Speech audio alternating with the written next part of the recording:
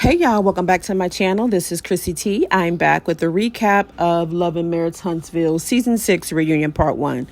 Before I get into the recap, I want to just touch on briefly the ladies' styles. Stormi and Melody, they dazzled with their impeccable styles. Stormi's dress and the accessories were a feast for the eyes. Did y'all peep that bracelet and the earrings? I really got a better look on her Instagram post. It was adorable. She looked good. While Melody exuded red carpet glamour as if she just graced the Oscars, that look was phenomenal. I love the boots. I love the dress, the hair. Everything looked perfect. Latisha looked good as well, but something was off. I think it's the choice of shoes might have played a part, and I feel like her hairstyle, it was pretty, don't get me wrong, but it slightly overshadowed the details of her dress. And, you know, hairstyle and shoes can elevate or diminish an outfit. And it did just that with Latisha. Her makeup was flawless. Her dress was a tad bit too tight in the midsection. I noticed that she was experiencing some upper respiratory issues due to the tightness of the dress. But overall, she looked good. And Martell... when they were first arriving, before they went on stage, he had on his hooker daddy shorts, damn near cut off his circulation. They were so tight, it actually gave him a muffin top. But I do have to give it up to him in that red suit. He looked great. So moving on to the reunion, Marceau and Tisha, they were in the hot seat first. Carlos asked them if they thought they were good business people.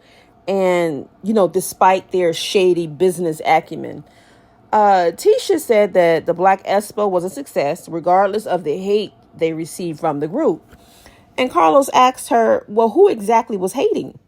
And her response was, everyone had something negative to say. Well, sweetheart, negative feedback doesn't equate to hate. She also said that no one gave any positive feedback, which wasn't true, but she was overly concerned with the negative feedback that she didn't hear the positive feedback that was given by Melody. And perhaps you didn't receive positive feedback from the others is because it wasn't warranted. It's that simple. So then Carlos moves over to Courtney and Stormi, and he asked them if they considered Marceau and Tisha as a power couple on the same level that they are. And before they could really respond, Latisha said that Stormi was upset, so the response that she would give would be negative because she's upset. And Stormi says that she ain't got nothing to be, upset about. She's the one getting invites to TikTok studios. So Tisha is basically saying that emotions can influence one's perspective. So Stormi might not be the best person to ask about their business acumen because she's upset with Latisha. So Latisha then tells Stormi she should pay the unpaid invoices scattered across Huntsville and throughout the United States using her TikTok earnings. So apparently Stormi owes Latisha money because she said that she has been receiving calls from people saying that Tisha is not the only person Stormi owes money to. And my question is, why does she owe Latisha money? So Stormi then expresses to Latisha that she pretty much experienced rapid success overnight. And she's suggesting that until Latisha achieves a comparable level of success, then she can't sit with her pretty much. Once you reach the financial level that she's on, then y'all can have a conversation. Until then, there's little to discuss, pretty much. Now that was a read.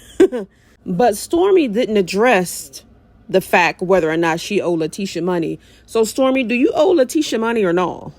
And I hope it's not this $100 from the expo. So Stormi thinks Latisha just wants to be her. And then had the nerve to tell her that she was rehearsing her clapbacks in the car. Latisha tells her to shut up and go pop some pills. Latisha, come on, girl. And some people think Latisha was doing too much on this reunion, but these are the same people that was coming for her throat when she didn't stand up to Stormi calling her husband a bitch. So now that she's standing up, there's a problem. So after Go Pop Some Pills comment, Marceau tells Latisha that she's doing too much. And she says he always say that to her, but never to them. And then she says she's been quiet long enough. And to me, seeing this, he never supports his wife. I have never seen this man give his wife praises and encouragement. He's always acknowledging her weaknesses, but never her strengths. And then again, maybe she don't have any. I don't know. But from what I observed throughout the years of watching this show, she always yearns for recognition and appreciation from Marceau, which is why that she was always in constant competition with Melody. And is it me, or did he insinuate that she's not a businesswoman? Or maybe he said her behavior is not conducive to that of a businesswoman. It's a trip. And because he never supports her or take up for her is one of the reasons Latisha never said anything to Stormi when she called her husband a bitch. So Carlos thinks it's unfair that Latisha received a lot of backlash from the copy and paste scandal. But I beg to differ, and I agree with what Stormi said. Taking responsibility in business, whether you did it or not, is part of being a boss and business owner. You have to take the ownership, even though you didn't do it, allegedly. If I have my own hair care line and a customer fails to get their purchases, that falls on me, even though I'm not in the warehouse, but it's still my responsibility. So Latisha, you can't be a businesswoman if you can't take responsibility.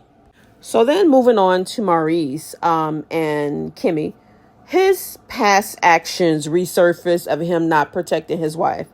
And Kimmi in the present, per usual, is making excuses for him. So she reflects on regretting admission of faking the big O.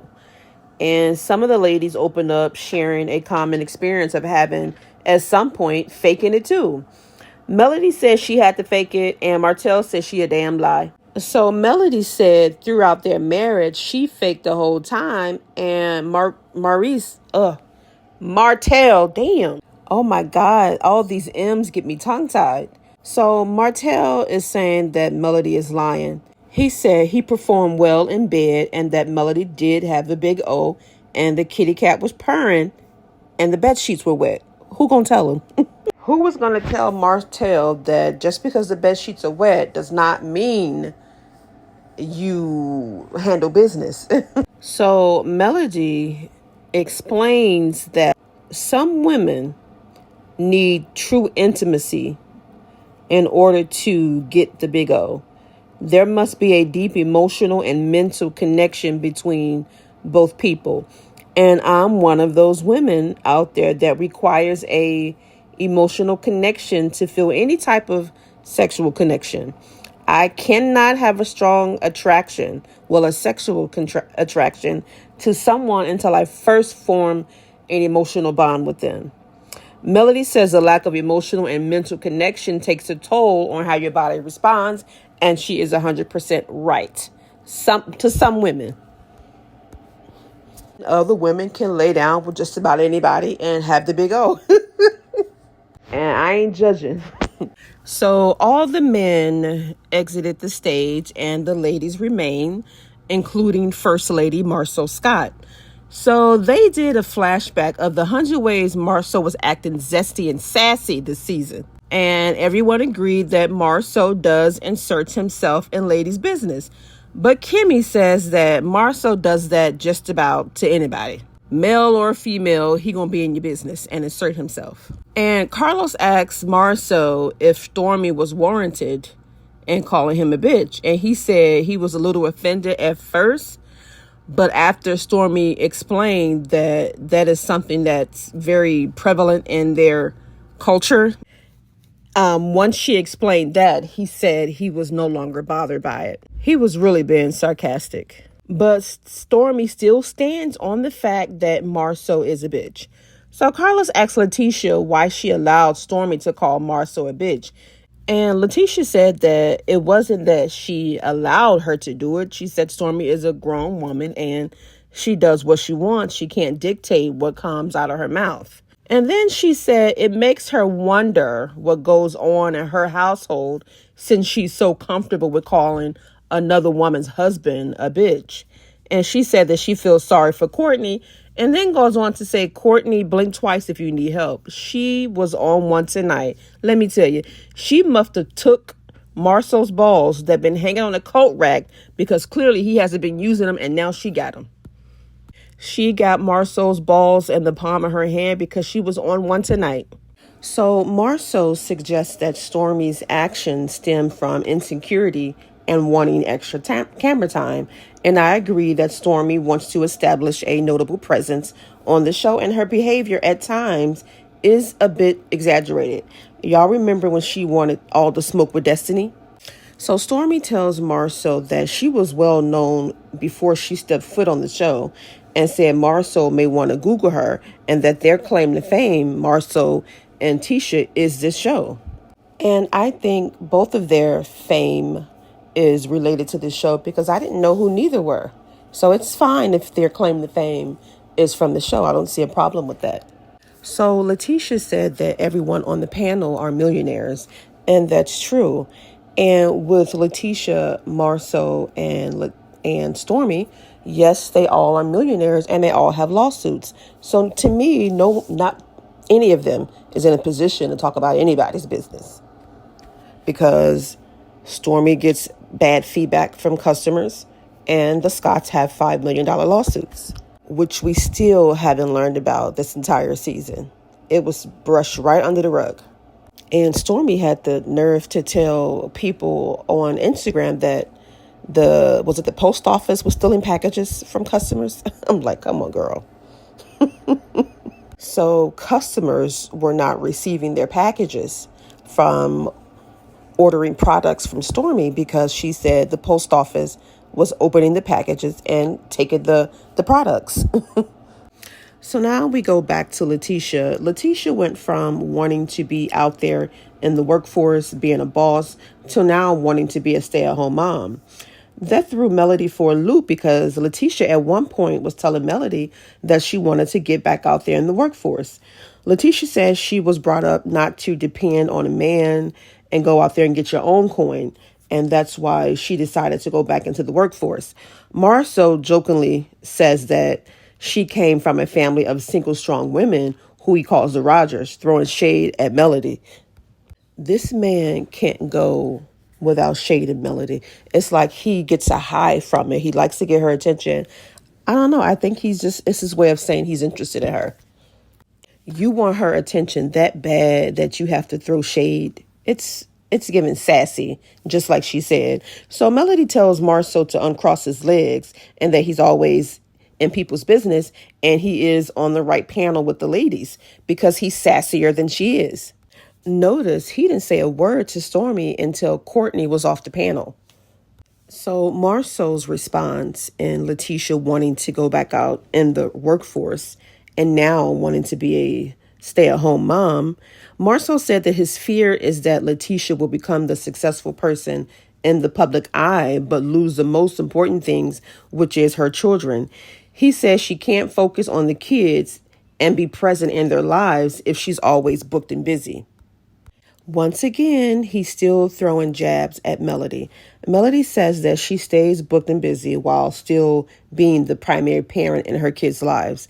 She travels all across the world. She's never missed a doctor's appointment, never missed a teacher's conference, still cook her kids breakfast, and still have that family time with her kids. And she says she's not going to let Marceau downplay being booked and busy as meaning you're sacrificing time with your kids. And I think that Marceau is discouraging Latisha from returning to the workforce in order to maintain that financial dependence, possibly as a way to ensure that she's less inclined to leave the relationship. So it's a power dynamic.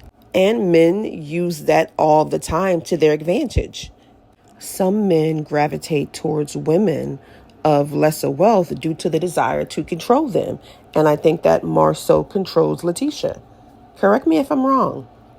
So now, moving on, Kiki enters the chat. Kiki comes out. They did a flashback of Kiki and Latisha attempt to reconcile their relationship. And it shows Kiki saying that she would never say anything pertaining to Latisha and Marceau's marriage. And as we all see, that was a damn lie. She did bring up Latisha and Marceau's relationship and the cheating scandal again and again and again. She kept bringing it up. Kiki says Latisha has a cheater on her arm and that she's in denial. And Latisha asked the question, who has Marceau cheated with? And that's the end of the episode. We'll tune in for reunion part 2 next week, and hopefully we get some clarity on this cheating scandal, and maybe Kiki would come with some receipts. If you haven't already, please like the video. Also, leave your thoughts in the comments. Bye.